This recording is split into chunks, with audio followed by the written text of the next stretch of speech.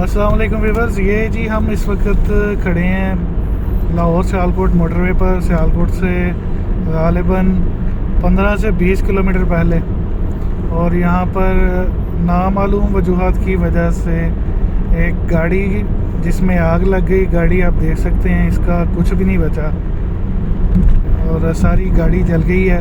और जो यहाँ पर फायर ब्रिगेड के अहलकारान हैं, उनसे मालूमात के मुताबिक कोई, अल्लाह का शुक्र है कि कोई जानी नुकसान नहीं हुआ।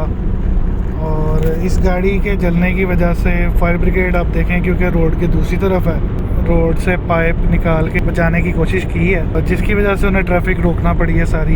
हम ग़ालिबन 10 मिनट से यहाँ पे खड़े हैं और आग तो बुझ चुकी है, लेकिन गाड़ी का कुछ नहीं बचा। लेकिन शुक्र है कि इसके अंदर जो लोग थे वो महफूज हैं।